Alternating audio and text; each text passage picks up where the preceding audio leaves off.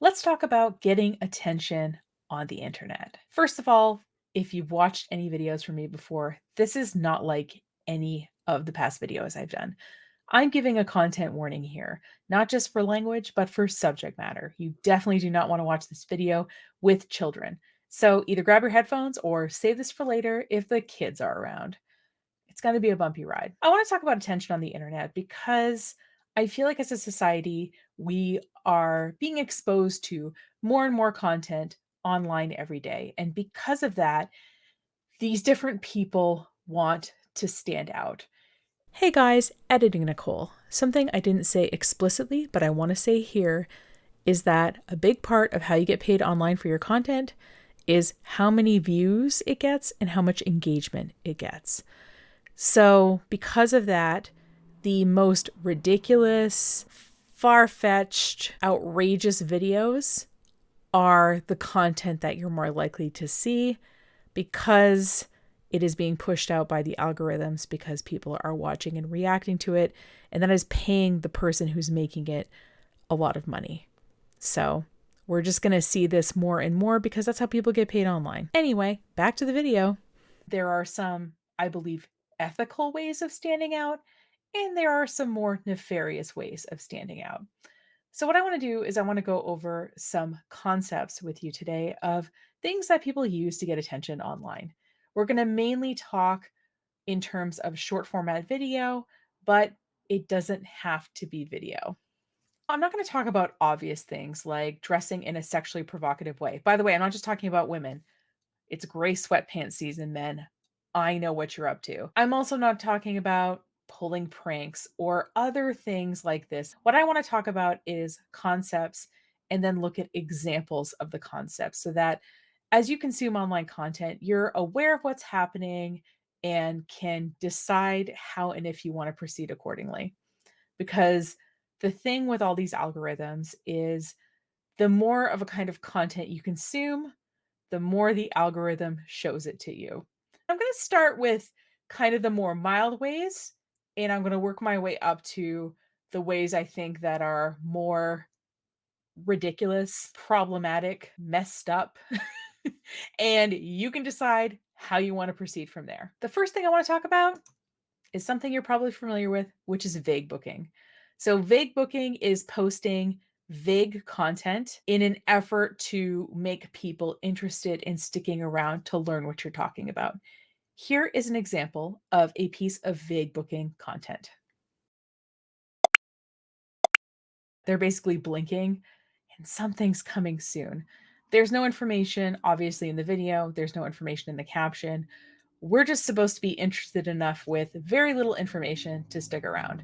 I don't think this is working as well as people think it is anymore, but that's just my opinion. So, vague booking is about getting someone to follow your account or watch more of your other content. This next thing is all about getting you to watch one piece of content, and I'm just calling it not getting to the fucking point. I'm not going to show you the whole video, but I'll show you an example video and you'll see what I mean. Yeah. Let's Oh, just take another every one. time. Okay. Did he blink? I bet you he did. I'll No, just he put it was here. he was smiling big. Okay, All we'll right. switch it out. Okay. Okay, ready? Three, 3, two, 2, 1. one, cheese. Yay, Mommy's birthday! Okay. Yeah, if Yay! you could take that here, let me hold on to that Okay. one. Since I you're can let him hold it or you no, want to hold it? no, Okay. I'll hold it. Yeah, maybe let's see. Although he looks excited to hold Did you it. like it? Okay, well, I'll put some candles in. Okay. Want to help me blow it out, JC? Okay. What if I told you that that video was 6.5 minutes long? We watched 32 seconds of it, and I already feel bad taking that 32 seconds away from your life. Point being that these videos are made to be really long and drawn out. Sometimes there's signs involved, but sometimes there isn't. If you feel like the creator isn't getting to the fucking point, it's because they are trying to keep as many viewers on the video as long as possible. Because if it looks like that video is getting watched most of the way through, it's going to get pushed out further in the algorithm. The other side effect is you're going to start seeing a ton more videos like that. By the way, if you're looking for examples, all you have to do is go on Facebook Reels for about 2 minutes and just keep flipping through, and eventually one of these videos will show up for you. Another way that content creators use to get attention is something I'm just calling wrong on purpose.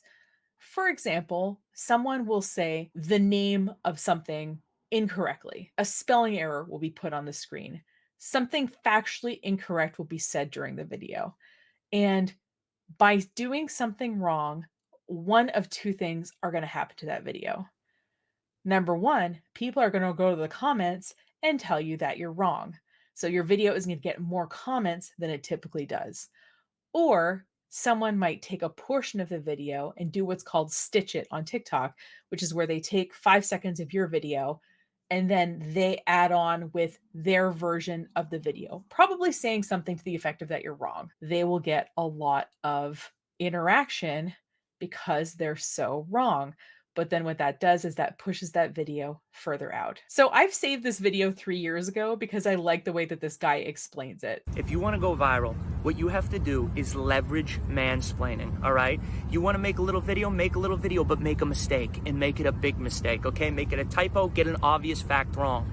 What you will do is trigger a man's urge to explain that you're wrong. He will comment. Some man anywhere in the world, doesn't matter, Iowa, Islamabad, he's on it. He's going to tell you you're wrong in the comment. It's going to go to more men, more people. They're going to want to tell you you're wrong. They haven't read any other comments. They just need to let you know you're wrong. Boom, goes to more and more people, millions of people. They're going to see it. They're going to see your mistake, but they're going to love you for who you are, okay? My biggest video, I said that Irish people played bagpipes. The whole country went apoplectic. Scottish people waited, Scottish people, they said bagpipes is for us, okay? And I love those people. I love the people who wrote it. I hit 1 million views. I love Scottish people. I love Scotland. It's my favorite South American country. That video will never not be funny to me. So if you ever watch a video that seems super normal, but at the beginning of the video, the person mispronounces something like the name of the country that they're talking about, that's probably done specifically for engagement. Now we're going to transition to what I think is a higher level of crime here, which is something I'm calling faking success or faking interest. What I mean by success is faking being rich or successful. And what I mean by faking interest is faking that a bunch of other people are interested in what you have to say. Let's say that you happened upon this video. Maybe you know me in real life and subscribe to my YouTube channel to be nice. Maybe you enjoy my snarky marketing content. Maybe this is the first video from me you've ever watched. But you're going to try to evaluate me as you listen to me talk, or maybe even before you watch this video. You're going to say, does this person seem successful? Do they seem to have money? Do they seem to have status? And you're going to also ask yourself, do other people seem interested in what this person has to say? Does this person seem to have credibility outside of themselves? Some ways you're going to think to look at that is, how fancy is this person's setup? And as you see, my setup isn't really fancy. It's more fancy than a lot of setups, but this is not a YouTube streamer studio. I don't have a cool neon sign behind me. I don't have a YouTube plaque behind me. I don't have fancy furniture or other furnishings that make me look like that I'm financially successful, right? The other thing you're going to look at is how many YouTube subscribers I have. Over 1,000. Okay, this person probably sort of at least knows what they're talking about. But here's the thing. About 2 years ago, I had 52 subscribers on this channel. Did I magically get way smarter? Or did I do some networking? Did I go on some other more popular creators' live streams? Did I start producing weekly content? Did I get a little bit lucky? Or did a combination of these things happen to get me from 52 to 1,100-ish YouTube subscribers in 2 years? But what people do is they often try to shortcut this process.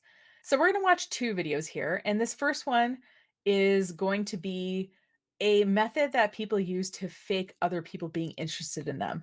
If you watch YouTube Shorts or TikToks or Instagram Reels, you probably see these podcast interviews. Apparently, a lot of them are fake. You've probably seen videos like this online. A man is talking in front of a microphone, and it looks like a standard podcast clip. But most of these videos that you're seeing are fake. There's no podcast being recorded, and there's no one on the other end of that conversation. The whole thing is being staged to generate clips for social media and sell things. People even use fake backdrops, putting the characteristic brick or red curtain behind themselves to make it seem like they're on Joe Rogan or another big podcast. Sometimes they even cut in clips from Rogan, Huberman, or other popular podcasters to make it seem like they're reacting. And this fake podcast video clip industry is booming right now. Some people are making thousands of dollars a month creating these videos. Because being in front of a microphone as if you're on a podcast makes you seem more trustworthy and authoritative, which makes it all the easier to promote things. So the next time you see someone in front of a microphone on the internet, you might want to think twice about what they're pushing. There's a variety of techniques that you can use to fake other people being interested in what you have to say. You can buy Instagram fans, you can buy YouTube comments. Hey, it's Editing Nicole again. I want to talk really briefly about the fact that you can actually pay to have earned media. Earned media is things like TV, radio, print publications, and that kind of thing. A famous example of a pay-to-play publication is Forbes. I'm not saying all Forbes articles have been paid for, but I'm saying that if you wanted to get in Forbes, you could probably get an article in there. Some people do this through a variety of methods. It could be through publishers or agents. It could be through using press release services. I talk about it in my Natasha Graziano video, which I will link in the show notes, but just know that even if someone gets traditional media attention, that doesn't necessarily mean that they are an actual authority. All right, back to the video. But the other thing you can do is you can fake being financially successful. I'm not naming no names, but I wish you guys knew how easy it is to fake being wealthy for the internet here in LA. A lot of those big money guys and your favorite creators don't live where you think they live. So up the street from here, we have this $100 million mansion that costs $90 an hour to rent out. A lot of creators rent that space once a week, film their content, and make it look like they live there. Rent a Lamborghini or a Ferrari, $99 an hour. It gets crazier because most people in LA have a following. Because to be a model or an actor, there's a lot of casting calls you can't go to unless you have a following. What used to happen is when you got with an agency, they would dump you a bunch of bots. Now most people realize how that damages an account, but the metrics are still there. And since most people don't know how to do that, they end up buying followers, likes, comments, shares, everything. So they can go to casting calls and keep their agency. There's even more because there's agency funded houses out here. Anyone who's part of that agency can go film there and make it look like they live there. And they encourage you to do this because it looks better for the internet. But there's even more because we also have designer rental services. It's between $300 and $800 a month, and you get bags, shoes, sunglasses, clothing, anything you need, all designer. Just wear it, get your pictures, and then send it back. As long as you didn't ruin it, you don't have to pay for it. You can fully construct a lifestyle out here of wealth. And that's part of the reason we're starting to get a bunch of influencer debt resolution companies now. Like, you don't need to feel bad about yourself. Just wear the 10-cent shirt from the thrift store. Nobody cares, I promise you. Build your content around something else. You don't have to look rich to be a creator. I'm not spending a lot of energy trying to fake a lifestyle for you. And I hope that that's seen as the green flag that I very much mean for it to be. Also, I honestly don't have the energy to live an entire life that's a lie. So there's that. Now I'm going to combine these two things together because honestly, I didn't really understand the difference until I started preparing for this video, which is shit posting and rage baiting.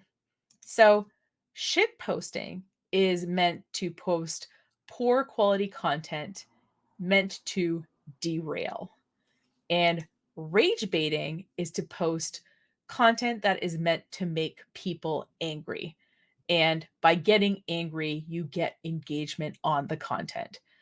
I wasn't going to show an example of rage baiting because I thought we'd all experienced it, but the whole nature of this video is to talk about these techniques. So let's watch at least a portion of what I think is a rage baiting video. We are no longer going to wear shoes even when we're outside. I think there are so many benefits of going barefoot outside, and we want to take advantage to each and every one of these. Of course, there's going to be people that think it's kind of crazy and look at us weird, but the benefits are totally worth it. One thing it definitely does is it grounds us. We feel connected to nature. Going barefoot can actually help you gain a greater appreciation for the natural world. Now, if this video was posted to the creator's account and the primary objective is to get engagement, we would call it rage baiting. But let's say that this video was posted to a forum for podiatrists, maybe we would call it shit posting. Context matters. And let's talk about the final frontier, which is this content makes me feel weird. And typically, if the content makes you feel weird, it is probably fetish content. Let's look at an example. Okay, here we go. Is this fetish content? Let's find out. That's suggestive, but this could be a craft video. Let's see.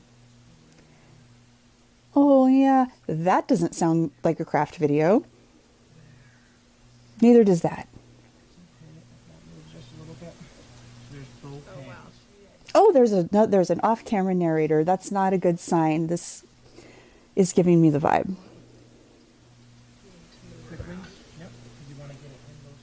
Ooh, you want to get it in those fingers. Y'all, this is the porn format. So for what we're doing with this is very important. They're using the porn format to show us a mold making video.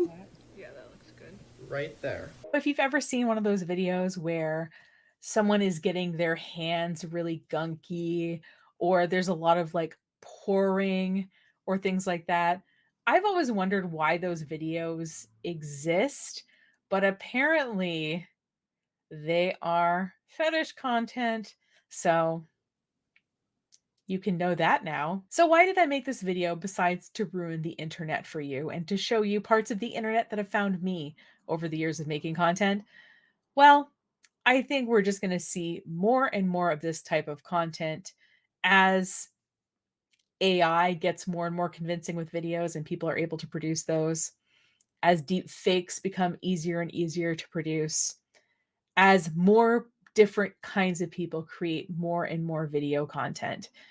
What these accounts are going to have to do to monetize their content is they're going to have to get your attention.